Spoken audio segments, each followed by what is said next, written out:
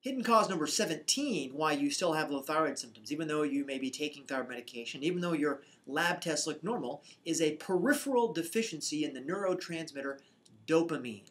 So what would that look like? Well, there's really not a lot of peripheral signs, body signs of dopamine deficiency. Most of dopamine deficiency signs happen because of something going wrong with how your brain is working.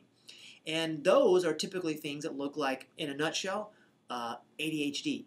So we're talking about distractibility, impulsivity, can't focus, can't stay on task. But there's also some sort of emotional symptoms that go along with that. A lot of people that have a dopamine deficiency, and I really want to clarify that first. By deficiency, what I mean is sometimes what you have is a low activity of the neurotransmitter. Deficiency implicates that you've got absolute low levels. But it could be that your levels are fine, it's just that the receptors for the dopamine are not doing their job. So with that in mind, what are some of the emotional signs that go along with dopamine being low activity or deficient? You can have anger under stress, meaning if you are you're challenged at work or you're having a little bit of something gets a roadblock in the way, and then you get angry.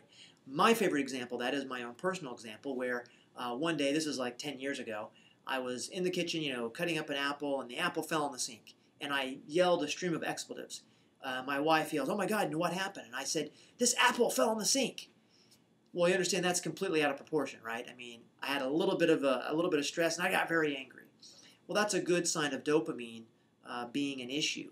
So how would dopamine and thyroid symptoms show up in someone that has that problem? Well, first thing they could have is hair loss, brain fog, fatigue, joint pain, high cholesterol, infertility, constipation. Those are, and your weight gain, those are those low thyroid symptoms. Now, if you had those plus dopamine signs, which include distractibility, inability to focus, preferring to isolate oneself, depending on coffee and stimulants to stay going, that anger under stress.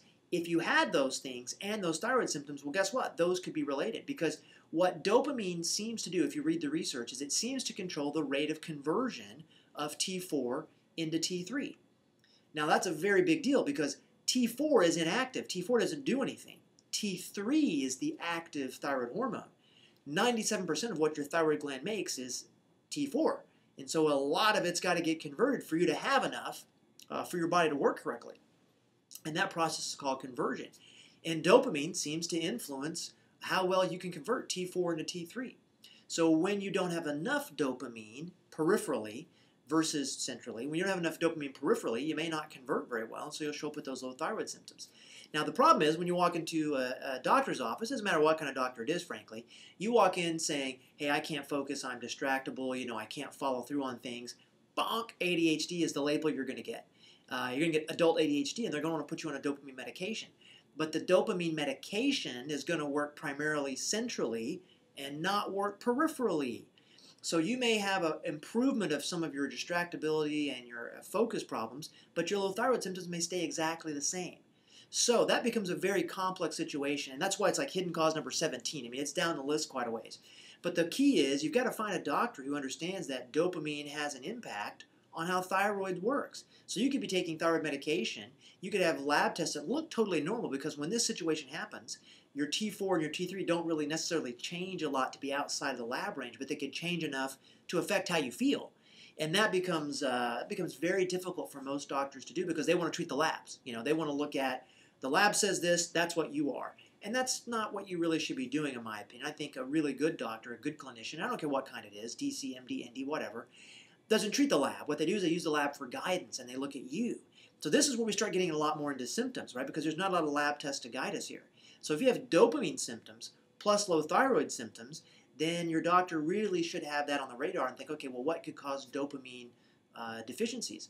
Number one thing that causes that is blood sugar irregularity and iron deficiencies. And that makes you go down another rabbit hole, because why would you be iron deficient? Do you have a parasite? Do you have H. pylori? What's up with your blood sugar? Are you eating? Are you not eating? There's a bunch of things that you've got to do to think. And that's another thing that a lot of doctors just don't want to do. They just don't want to think. They'd much rather you come in with your ADHD signs, give you medication for that, give you thyroid medication for this, and hope everything works out. And when you come back 6 months later and it's not working out, it's your fault, the patient. So you need to find someone that understands the complexity of that situation and understand that dopamine can be a hidden cause of why you still have low thyroid symptoms.